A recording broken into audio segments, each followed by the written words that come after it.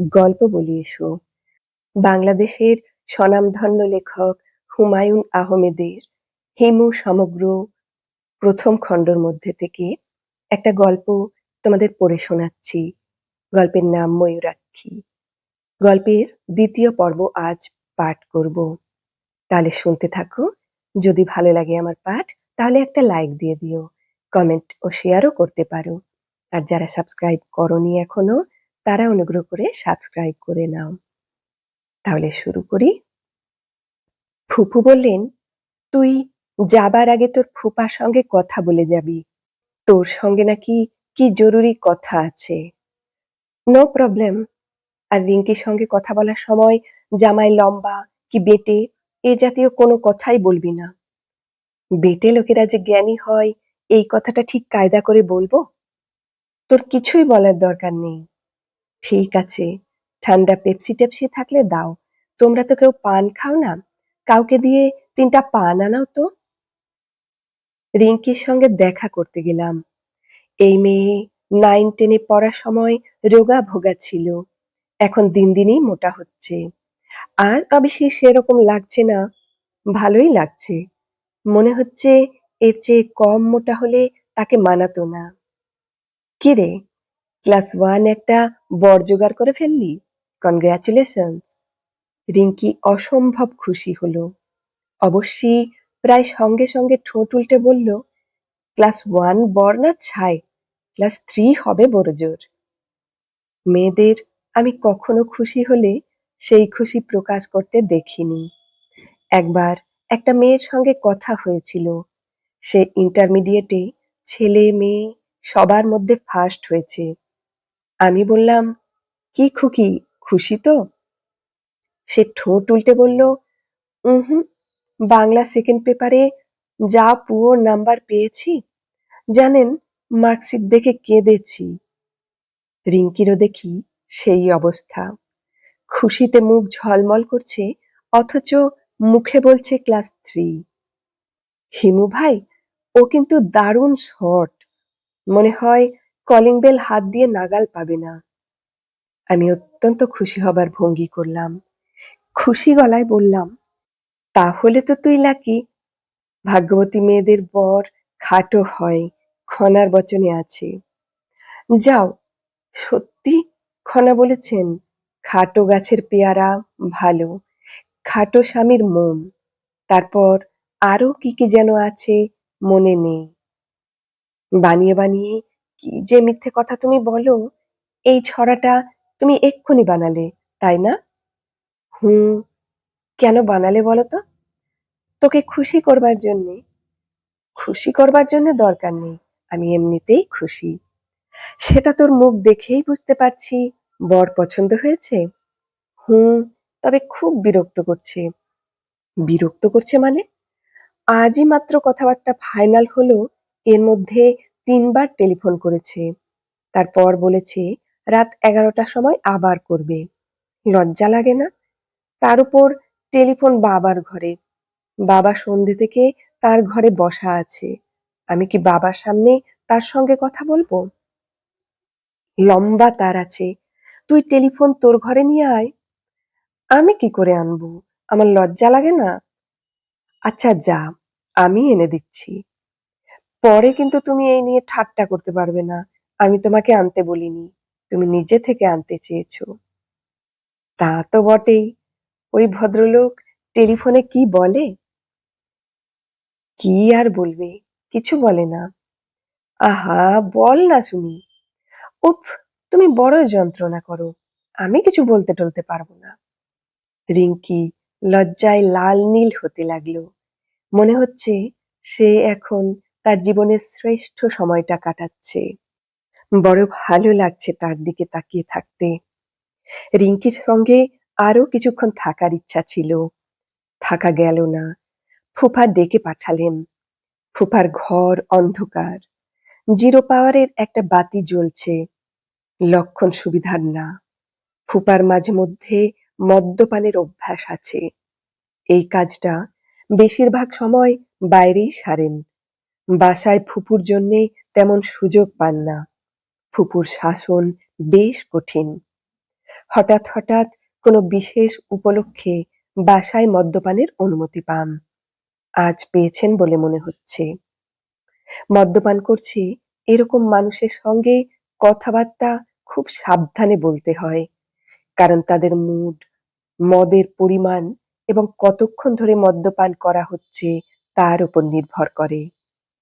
ফুফার তরল অবস্থায় তার সঙ্গে আমার কথাবার্তা বিশেষ হয়নি, কাজেই তরল অবস্থায় তার মেজাজ মর্জি কেমন থাকে তাও জানি না। ফুফা, আসবো? হিমু, এসো, দরজা ভিড়িয়ে দাও। তোমার সঙ্গে খুব জরুরি কথা আছে। বসো, সামনের চেয়ারটায় বসো। আমি বসলাম। তিনি গ্লাস দেখিয়ে বললেন, আশা করি এইসব ব্যাপারে তোমার কোনো প্রিজুডিস নেই? জি না। তারপর বলো, কেমন আছো? ভালো? জি। রিঙ্কির বিয়ে ঠিক হয়ে গেল, শুনেছ বোধহয়? জি। ছেলে ভালো, তবে খুবই খাটো। আমাদের সঙ্গে এই রকম একটা ছেলে পড়তো, তার নাম ছিল স্ক্রু। এই ছেলেরও নিশ্চয়ই এই ধরনের কোনো নামটাম আছে। বেটে ছেলেদের নাম সাধারণত স্ক্রু হয় কিংবা বল্টু হয়। আমি চুপ করে রইলাম। ফুপাকে নেশায় ধরেছে বলে মনে হচ্ছে। না ধরলে নিজের জামাই সম্পর্কে এ ধরনের কথা বলতে পারতেন না। আপনার ছেলে পছন্দ হয়নি? আরে পছন্দ হবে কি, মার্বেল সাইজের এক ছেলে। পছন্দ হয়নি তো বিয়েতে মত দিলেন কেন? আমার মতামতের প্রশ্নই তো ওঠে না। আমি হচ্ছি এই সংসারে টাকা বানানোর মেশিন, এর বেশি কিছু না। আমি কি বলছি না বলছি তা কেউ জানতে চায় না, তারপরেও বলতাম। কিন্তু দেখি মেয়ে এবং মেয়ের মা দুজনেই খুশিতে বাকবাকুম। তার গ্লাস খালি হয়ে গিয়েছিল। তিনি আরো খানিকটা ঢাললেন। আমি তাকিয়ে আছি দেখে বললেন, এটা পঞ্চম পেগ। আমার লিমিট হচ্ছে ৭। ৭-এর পর লজিক এলোমেলো হয়ে যায়। ৭-এর আগে কিছুই হয় না। আমি বললাম, ফুফা, ১ মিনিট। আমি টেলিফোনটা রিঙ্কির ঘরে দিয়ে আসি। ও কোথায় যেন টেলিফোন করবে। ফুফা মুখ বিকৃত করে বললেন, কোথায় করবে বুঝতে পারছো না? ওই মার্বেলের কাছে করবে। টেলিফোন করে করে অস্থির করে তুলল। আমি রিঙ্কিকে টেলিফোন দিয়ে এসে বললাম, আপনি কি যেন জরুরি কথা বলবেন? ও হ্যাঁ, জরুরি কথা, বাদল সম্পর্কে। জি বলুন। ও তোমাকে কেমন অনুকরণ করে সেটা লক্ষ্য করেছো? তুমি তোমার মুখে দাড়ি গোঁফের চাষ করছো, করো। সেও তোমার পথ ধরেছে। আজ তুমি হলুদ পাঞ্জাবি গায়ে দিয়ে এসেছো, আমি ১,০০০ টাকা বাজি রাখতে পারি কাল দুপুরের মধ্যে সে হলুদ পাঞ্জাবি কিনবে। আমি কি ভুল বললাম? না, ভুল বলেননি। তুমি যদি আজ মাথা কামাও, আমি শিওর বেটা কাল মাথা কামিয়ে ফেলবে। এরকম প্রভাব তুমি কি করে ফেললে এটা তুমি আমাকে বলো। You better to explain it. আমার জানা নেই ফুপা। ভুলটি আমার। মেট্রিক পাস করে তুমি যখন এলে, আমি ভালো মনে বললাম, আচ্ছা থাকুক, মা বাপ নেই ছেলে, একটা আশ্রয় পাক। তুমি যে এই সর্বনাশ করবে তা তো বুঝতে পারিনি। বুঝতে পারলে তখনই ঘাড় ধরে বের করে দিতাম। আমি জেনে শুনে কিছু করিনি। তাও ঠিক, জেনে শুনে তুমি কিছু করনি। I do agri. তোমার লাইফস্টাইল তাকে আকর্ষণ করেছে। তুমি ভ্যাগাবন্ড না, অথচ তুমি ভাব করো যে তুমি ভ্যাগাবন্ড। জোছনা দেখানোর জন্যে চন্দ্রায় এক জঙ্গলের মধ্যে বাদলকে নিয়ে গেলে, সারা রাত ফেরার নাম নেই। জোছনা এমন কি জিনিস যে জঙ্গলে বসে দেখতে হবে? বলো তুমি, তোমার মুখ থেকেই শুনতে চাই। শহরের আলোয় জোছনা ঠিক বোঝা যায় না। মানলাম তোমার কথা, ভালো কথা। চন্দ্রায় গিয়ে জোছনা দেখো তাই বলে সারা রাত বসে থাকতে হবে? রাত বাড়ার সঙ্গে সঙ্গে জোছনা কিভাবে বদলে যায় সেটাও একটা দেখার মতো ব্যাপার। শেষ রাতে পরিবেশ ভৌতিক হয়ে যায়, তাই নাকি? জি। তাছাড়া জঙ্গলের একটা আলাদা এফেক্ট আছে। শেষ রাতের দিকে গাছগুলি জীবন্ত হয়ে ওঠে। তোমার কথা বুঝলাম না। গাছগুলি জীবন্ত হয় মানে? গাছ তো সব সময়ই জীবন্ত। জি না, ওরা জীবন্ত, তবে সুপ্ত। খানিকটা জেগে ওঠে পূর্ণিমা রাতে, তাও মধ্যরাতের পর থেকে। জঙ্গলে না গেলে ব্যাপারটা বোঝা যাবে না। আপনি একবার চলুন না, নিজের চোখে দেখবেন। দিন তিনেক পরেই পূর্ণিমা। দিন তিনেক পরেই পূর্ণিমা? জি।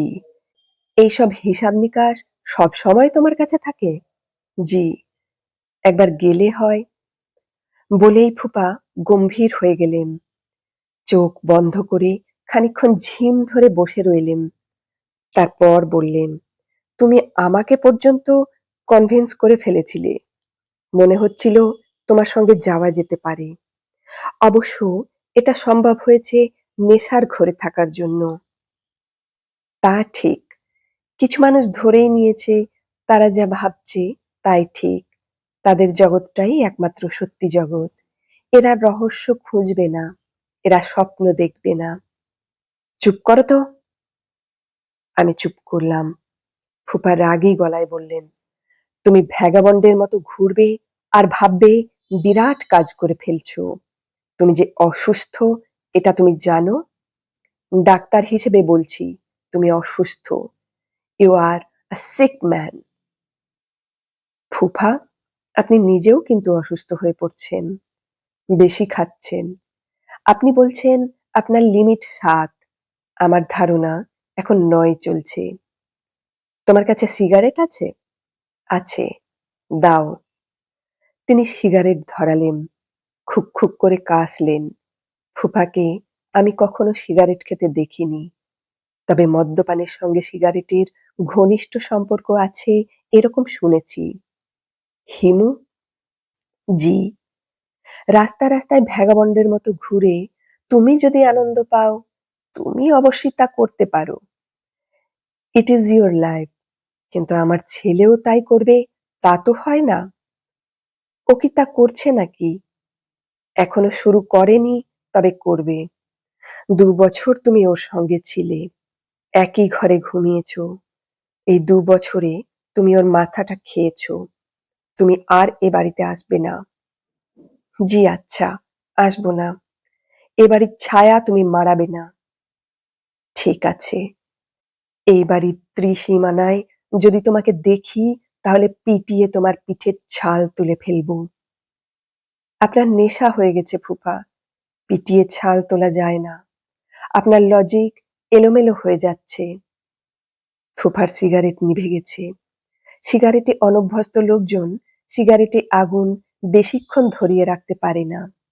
আমি আবার তার সিগারেট ধরিয়ে দিলাম। ফুফা বললেন, তোমাকে আমি একটা প্রপোজাল দিতে চাই।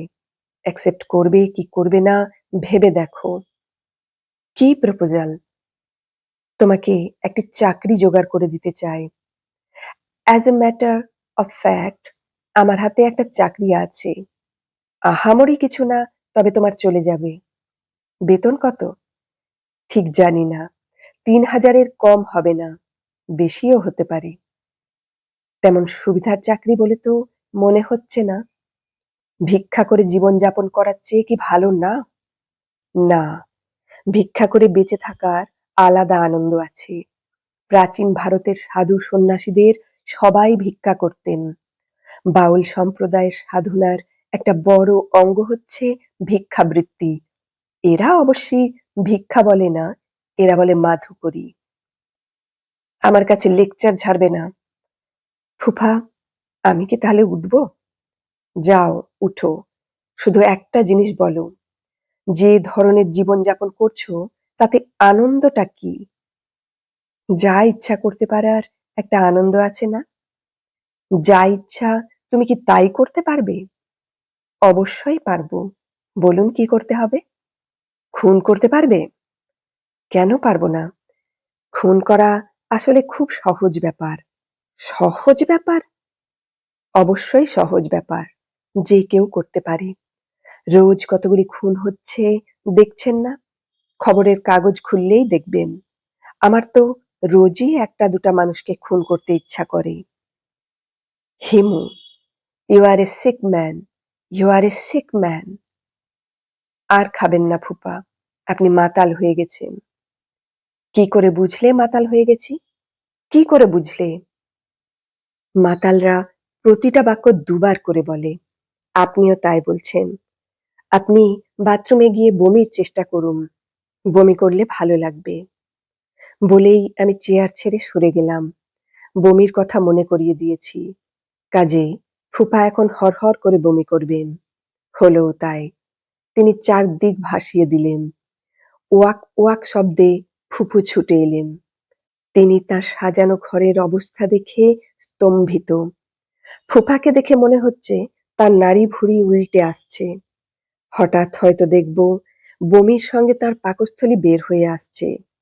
সেই দৃশ্য খুব সুখকর হবে না। আমি বারান্দায় চলে এলাম। রিংকি ছুটে এসেছে, বাদলও এসেছে।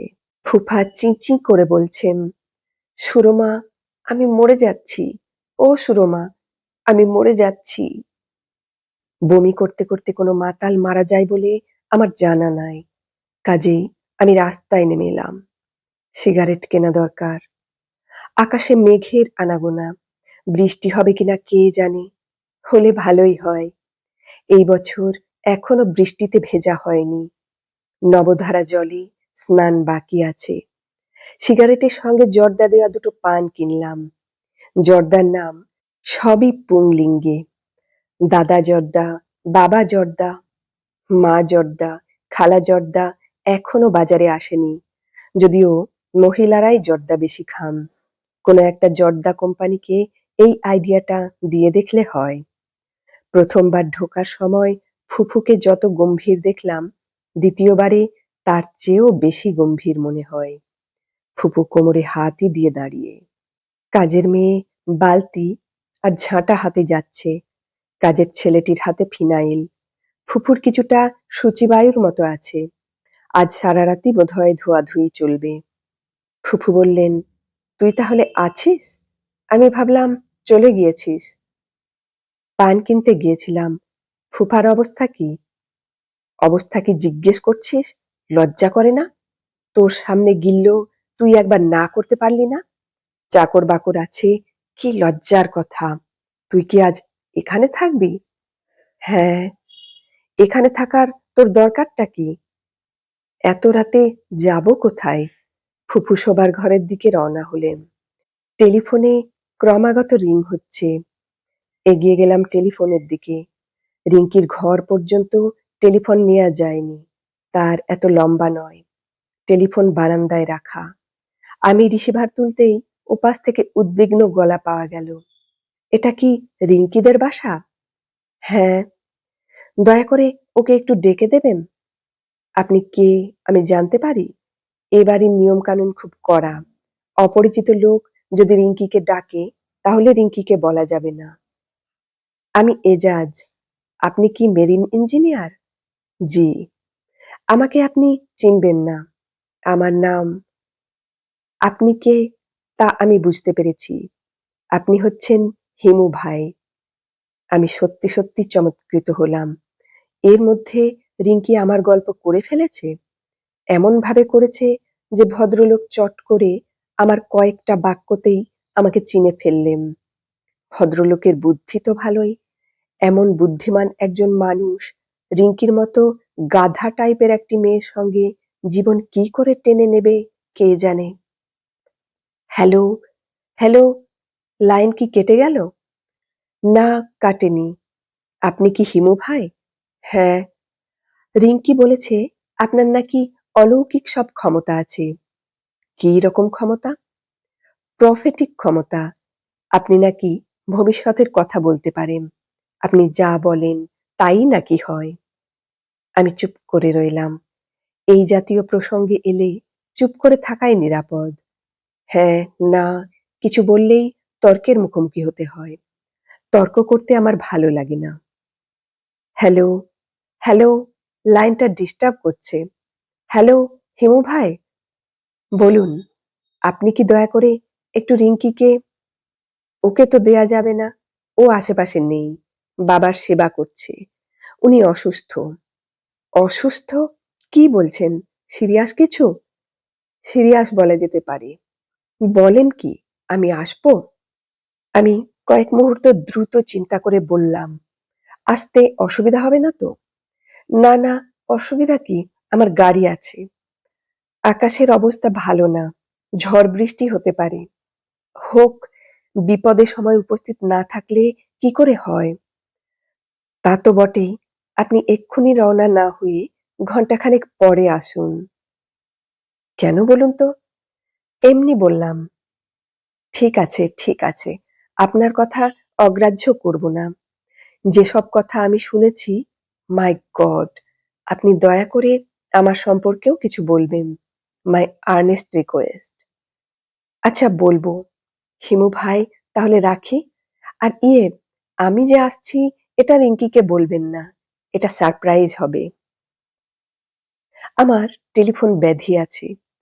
একবার টেলিফোনে কারো সঙ্গে কথা বললে আবার অন্য কারো সঙ্গে কথা বলতে ইচ্ছা করে। রূপাদের বাসায় করলাম। রূপার বাবা ধরতেই বললাম, আচ্ছা, এটা কি রেলওয়ে বুকিং? রূপার বাবা বললেন, জি না, আপনার রং নাম্বার হয়েছে। তখন আমি বললাম, জাস্ট 1 মিনিট, রূপা কি জেগে আছে? রূপার বাবার হাই প্রেশার বা এই জাতীয় কিছু বোধহয় আছে। অল্পতেই রেগে গিয়ে এমন হইচই শুরু করেন যে বলার না। আমার কথাতেও তাই হলো। তিনি চিড়চিড়িয়ে উঠলেন। কে? কে? এই ছোকরা, তুমি কে? তিনি খুব হইচই করতে লাগলেন। আমি রিসিভার রেখে দিলাম। রূপার বাবা নিশ্চয়ই সবাইকে ডেকে এই ঘটনা বলবেন। রূপা সঙ্গে সঙ্গে বুঝবে কে টেলিফোন করেছিল। সে হাসবে না রাগ করবে কে জানে। যেখানে রাগ করা উচিত সেখানে সে রাগ করে না, হাসে। যেখানে হাসা উচিত সেখানে রাগ করে। আমি 17 রিং করে জাস্টিস এম সোবহানের বাসা চাইলাম। সম্ভব হলে মীরা বা মীরুর সঙ্গেও কথা বলা যাবে। কি বলবো ঠিক করা হলো না। যা মনে আসে তাই বলবো। আগে থেকে ভেবেচিন্তে কিছু বলা আমার স্বভাবে নেই। হ্যালো, কে? মীরা? হ্যাঁ, আপনি কে বলছেন? আমার নাম টুটুল। কে? অনেকক্ষণ চুপচাপ কাটলো। মনে হচ্ছে মীরা ঘটনার আকস্মিকতায় বিচলিত। আমার মনে হয় কথা বলবে কি বলবে না বুঝতে পারছে না। ভুলে গেছেন? ওই যে পুলিশের হাতে তুলে দিলেন। কি করেছিলাম আমি বলুন তো? কোত্থেকে টেলিফোন করছেন? হাসপাতাল থেকে। পুলিশ মেরে আমার অবস্থা কাহিল করে দিয়েছে। রক্ত বমি করছিলাম। সে কি কথা? মারবে কেন? পুলিশের হাতে আসামি তুলে দেবেন আর পুলিশ আসামিকে কোলে বসিয়ে মন্ডা খাওয়াবে? আমি তো আপনাদের কোনোই ক্ষতি করিনি। গাড়িতে ডেকেছেন, উঠেছি। তাছাড়া আপনারা টুটুল টুটুল করছিলেন। আমার ডাকনামও টুটুল। আপনি কিন্তু বলেছেন আপনার নাম টুটুল নয়। হ্যাঁ বলেছিলাম, কারণ বুঝতে পারছিলাম আপনি অন্য টুটুলকে খুঁজছিলেন, যার কপালে একটা কাটা দাগ। ওপাশে অনেকক্ষণ কোনো কথা শোনা গেল না। অন্ধকারে ঢিল ছুঁড়েছিলাম। মনে হচ্ছে লেগে গেছে। এটা একটা আশ্চর্য ব্যাপার। যা বলি প্রায় সবসময়ই তা কেমন যেন মিলে যায়। টুটুলের কপালের কাটা দাগের কথাটা হঠাৎ মনে এসেছিল। ভাগ্যিস এসেছিল। হ্যালো, আপনি কোন হাসপাতালে আছেন? কেন, দেখতে আসবেন? বলুন না কোন হাসপাতালে। বাসায় চলে যাচ্ছি। ওরা বুকের এক্স-রে করেছে। 2টা স্টিচ দিয়েছে। বলেছে ভর্তি হবার দরকার নেই। আমি এক্ষুনি বাবাকে বলছি, থানায় টেলিফোন করবেন। আমি শব্দ করে হাসলাম। হাসছেন কেন? পুলিশ কি কখনো মারের কথা স্বীকার করে? কখনো করে না। আচ্ছা রাখি। না, না, রাখবেন না। প্লিজ রাখবেন না। প্লিজ। আমি টেলিফোন নামিয়ে রাখলাম। ঠিক তখন প্রবল বর্ষণ শুরু হলো। কালবৈশাখী ঝড়। কালবৈশাখী ঝড় সাধারণত চৈত্র মাসেই হয়। ঝড়ের নাম হওয়া উচিত ছিল কালচৈত্র ঝড়। দেখতে দেখতে অসহ্য গরম চলে গিয়ে চারিদিক হিম শীতল হয়ে গেল। নির্ঘাত আশেপাশে কোথাও শিলাবৃষ্টি হচ্ছে। ছাদে গিয়ে বৃষ্টিতে ভিজবো কি ভিজবো না মনস্থির করতে পারছি না। রিঙ্কি বের হয়ে এলো বাবার ঘর থেকে। তাকে কেমন যেন শঙ্কিত মনে হচ্ছে। আমি বললাম, রিঙ্কি, তুই একটু বসার ঘরে যা। কলিং বেল বাজতেই দরজা খুলে দিবি।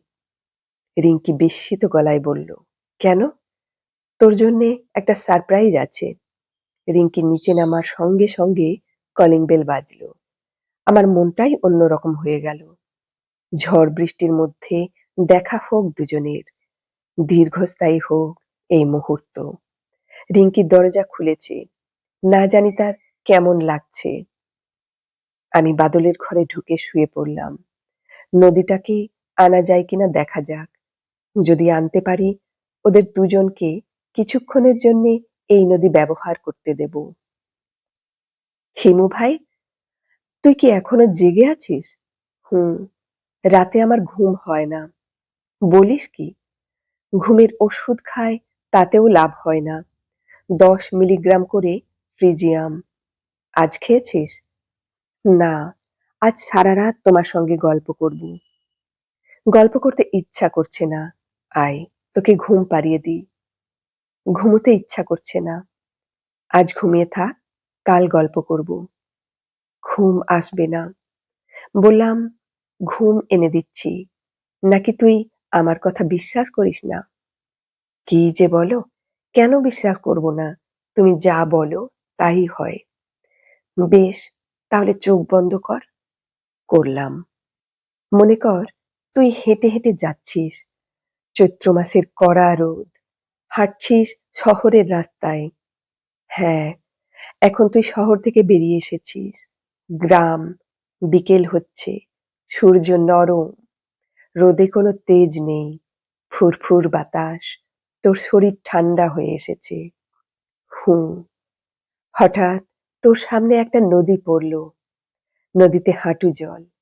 কি ঠান্ডা পানি, কি পরিষ্কার। আজলা ভোরে তুই পানি খাচ্ছিস। ঘুমে তোর চোখ জড়িয়ে আসছে। ইচ্ছা করছে নদীর মধ্যেই শুয়ে পড়তে। হুঁ। নদীর ধারে বিশাল একটা পাকুর গাছ। তুই সেই পাকুর গাছের নিচে এসে দাঁড়িয়েছিস। এখন শুয়ে পড়লি। খুব নরম, হালকা দুর্বা ঘাসের উপর শুয়েছিস। আর জেগে থাকতে পারছিস না। রাজ্যের ঘুম তোর চোখে। বাদল এবার আর হুঁ বলল না। কিছুক্ষণের মধ্যে ভারী নিঃশ্বাসের শব্দ শোনা গেল। এই ঘুম সহজে ভাঙবে না। কেউ যদি এটাকে কোনো অস্বাভাবিক ঘটনা বা অলৌকিক কিছু ভেবে বসেন, তাহলে ভুল করবেন। পুরো ব্যাপারটার পেছনে কাজ করছে আমার প্রতি বাদলের অন্ধ ভক্তি। যে ভক্তি কোনো নিয়ম মানে না, যার শিকড় অনেক দূর পর্যন্ত ছড়ানো। বাদল না হয়ে অন্য কেউ যদি হতো, তাহলে আমার এই পদ্ধতি কাজ করত না। এই ছেলেটা আমাকে বড়ই পছন্দ করে। সে আমাকে মহাপুরুষের পর্যায়ে ফেলে রেখেছে। আমি মহাপুরুষ না। আমি ক্রমাগত মিথ্যা কথা বলি। অসহায় মানুষদের দুঃখ কষ্ট আমাকে মোটেই অভিভূত করে না। একবার আমি একজন ঠেলাওয়ালার গালে চড়ও দিয়েছিলাম। ঠেলাওয়ালা হঠাৎ ধাক্কা দিয়ে আমাকে রাস্তার ড্রেনে ফেলে দিয়েছিল। নোংরা পানিতে আমার সমস্ত শরীর মাখামাখি। সেই অবস্থাতেই উঠে এসে আমি তার গালে চড় বসালাম।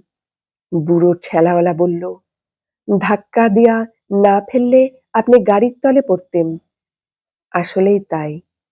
যেখানে আমি দাঁড়িয়েছিলাম ঠিক সেখান দিয়ে একটা পাজেরো জিপ টার্ন নিল। নতুন আসা এই জিপগুলির আচার আচরণ ট্রাকের মতো। আমি গম্ভীর গলায় বললাম, মরলে মরতাম, তাই বলে তুমি আমাকে নর্দমায় ফেলবে? ঠেলাওয়ালা করুণ গলায় বলল, মাফ কইরা দেন, আর ফেলুম না।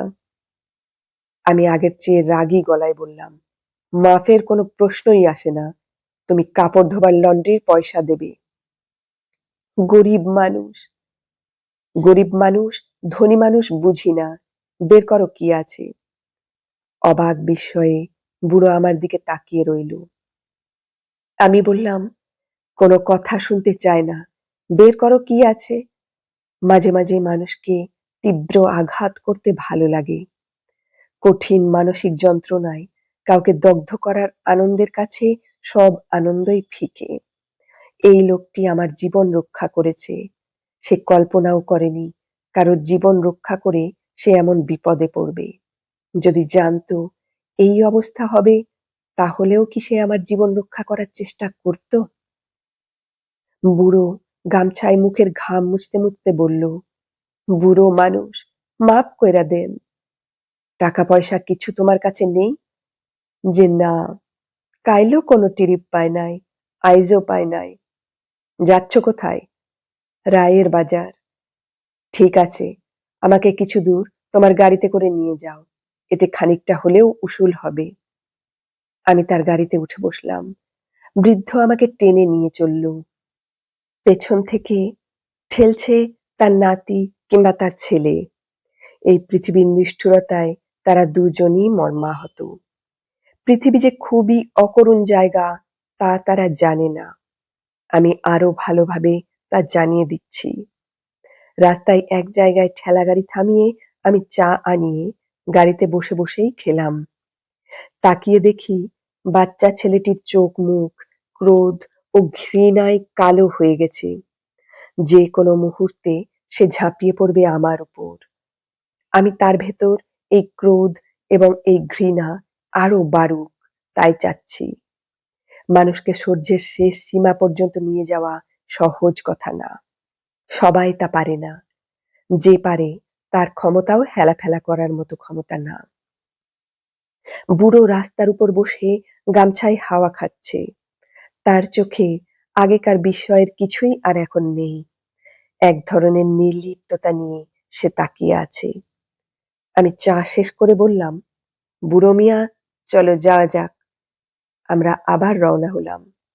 মোটামুটি নির্জন একটা জায়গায় এসে বসলাম। থামাও গাড়ি, গাড়ি থামাও, এখানে নামবো। আমি নামলাম। পকেটে হাত দিয়ে মানিব্যাগ বের করলাম। আমার মানিব্যাগ সব সময়ই খালি থাকে। আজ সেখানে ৫০০ টাকার দুটা চকচকে নোট আছে। মজিদের টিউশনির টাকা। মজিদ টাকা হাতে পাওয়া মাত্র খরচ করে ফেলে বলে তার টাকা পয়সার সবটাই থাকে আমার কাছে। বুড়া মিয়া, জি, তুমি আমার জীবন রক্ষা করেছো। কাজটা খুব ভালো করনি। যাই হোক, করে ফেলেছো যখন, তখন তো আর কিছু করার নাই। তোমাকে ধন্যবাদ। দেখি আরো কিছুদিন বেঁচে থাকতে কেমন লাগে। তোমাকে আমি সামান্য কিছু টাকা দিতে চাই। এই টাকাটা আমার জীবন রক্ষার জন্য না। তুমি যে কষ্ট করে রোদের মধ্যে আমাকে টেনে টেনে এতদূর আনলে তার জন্যে। ৫০০ তোমার, ৫০০ এই ছেলেটার। বুড়ো হতভম্ব হয়ে তাকিয়ে রইল। আমি কোমল গলায় বললাম, এই রোদের মধ্যে আজ গাড়ি নিয়ে বের হইও না। বাসায় চলে যাও, বাসায় গিয়ে বিশ্রাম করো। বুড়োর চোখ দিয়ে পানি পড়ছে। ব্যাপারটা এই রকম ঘটবে আমি তাই আশা করেছিলাম। বাচ্চা ছেলেটির মুখে ক্রোধ ও ঘৃণার চিহ্ন এখন আর নেই। তার চোখ এখন অসম্ভব কোমল। আমি বললাম, এই, তোর নাম কি রে? লালটু মিয়া। প্যান্টের বোতাম লাগা বেটা, সব দেখা যাচ্ছে। লালটু মিয়া হাত দিয়ে প্যান্টের ফাঁকা অংশ ঢাকতে ঢাকতে বলল, বোতাম নাই। তাহলে তো সব সমস্যার সমাধান। হাত দিয়ে সরিয়ে ফেল, আলো হাওয়া যাক। লালটু মিয়া হাসছে। হাসছে বুড়ো ঠেলাওয়ালা। তাদের কাছে এখন আমি তাদেরই একজন। বুড়ো বলল, আব্বাজি, আসেন, তিনজনে মিলে চা খাই, পিয়াস লাগছে। পয়সা কে দেবে? তুমি? আমার হাতে কিন্তু আর একটা পয়সাও নেই। বুড়ো আবার হাসলো। আমরা একটা চায়ের দোকানের দিকে রওনা হলাম। নিজেকে সেই সময় মহাপুরুষ বলে মনে হচ্ছিল। আমি মহাপুরুষ নই, কিন্তু এই ভূমিকায় অভিনয় করতে আমার বড় ভালো লাগে। মাঝে, মাঝে এই ভূমিকায় আমি অভিনয় করি। মনে হয় ভালোই করি। সত্যিকার মহাপুরুষেরাও সম্ভবত এত ভালো করতেন না। আমি অবশ্যই এখন পর্যন্ত কোনো মহাপুরুষ দেখিনি। তাঁদের চিন্তাভাবনা, কাজকর্ম কেমন তাও জানি না। মহাপুরুষদের কিছু জীবনী পড়েছি। সেসব জীবনীও আমাকে আকৃষ্ট করতে পারেনি। টলস্টয় ১৩ বছরের একজন বালিকাকে ধর্ষণ করেছিলেন। সেই ভয়াবহ ঘটনা তিনি স্বীকার করেছেন। আমরা সবাই তো আমাদের ভয়ংকর পাপের কথা স্বীকার করি না। আমার মতে মহাপুরুষ হচ্ছে এমন একজন যাকে পৃথিবীর কোনো মালিন্য স্পর্শ করেনি। এমন কেউ কি সত্যি, সত্যি জন্মেছে এই পৃথিবীতে? ঘুমোতে চেষ্টা করছি, ঘুমোতে পারছি না। অসহ্য গরমে ঘুমোতে আমার কষ্ট হয় না। কিন্তু আজকের এই ঠান্ডা, ঠান্ডা হাওয়ায় ঘুম আসছে না। শীত, শীত লাগছে। খালি গায়ে থাকার জন্যে লাগছে। খালি গায়ে থাকার কারণ আমার পাঞ্জাবি এখন বাদলের গায়ে। শুয়ে, শুয়ে ছেলেবেলার কথা ভাবতে চেষ্টা করছি। বিশেষ কোনো কারণে নয়। ঘুমোবার আগে কিছু একটা নিয়ে ভাবতে হয় বলেই ভাবা। আমার শৈশব যাদের সঙ্গে কেটেছে তারা কেমন? জন্মের সময় আমার মা মারা যান। কাজেই মার কথা কিছুই জানি না। তিনি দেখতে কেমন তাও জানি না। অবিশ্বাস্য হলেও সত্যি যে তার কোনো ছবি নেই। বাবা মারা যান আমার ৯ বছর বয়সে। তাঁর কথাও তেমন মনে নেই। তার কথা মনে পড়লেই একটা উদ্বিগ্ন মুখ মনে আসে। সেই মুখে বড়, বড় দুটি চোখ। ভারী চশমায় ঢাকা বলে সেই চোখের ভাবও ঠিক বোঝা যায় না। মনে হয় পানির ভেতর থেকে কেউ আমার দিকে তাকিয়ে আছে। বাবার উদ্বিগ্ন গলা, "কিরে, তোর ব্যাপারটা কি বলতো? যত্ন হচ্ছে না? আমি তো প্রাণপণ করছি। অবশ্যই ছেলে মানুষ করার কায়দা কানুনও আমি জানি না। কি যে ঝামেলায় পড়লাম। তোমার অসুবিধাটা কি বলো তো? পেট ব্যথা করছে?" বাবার বোধহয় ধারণা ছিল শিশুদের একটি মাত্র সমস্যা, পেটে ব্যথা। তারা যখন মন খারাপ করে বসে থাকে তখন বুঝতে হবে তার পেট ব্যথা করছে। গভীর রাতে ঘুম ভেঙে কোনো শিশু যদি জেগে উঠে কাঁদতে থাকে তখন বুঝতে হবে তার পেটে ব্যথা। বাবার কাছে থেকে কত অসংখ্য ভার যে শুনেছি, কিরে হিমু, তোর কি পেট ব্যথা নাকি? মুখটা এমন কালো কেন? কোন জায়গাটায় ব্যথা দেখি? বাবা যে একজন পাগল ধরনের মানুষ এটা বুঝতে আমার তেমন দেরি হয়নি। শিশুদের বোধশক্তি ভালো। পাগল না হলে নিজের ছেলের নাম কেউ হিমালয়ে রাখে? এতক্ষণ শুনছিলে হুমায়ূন আহমেদের লেখা ময়ূরাক্ষী গল্পের ২য় পর্ব। কেমন লাগছে গল্পটা কমেন্টে জানাও।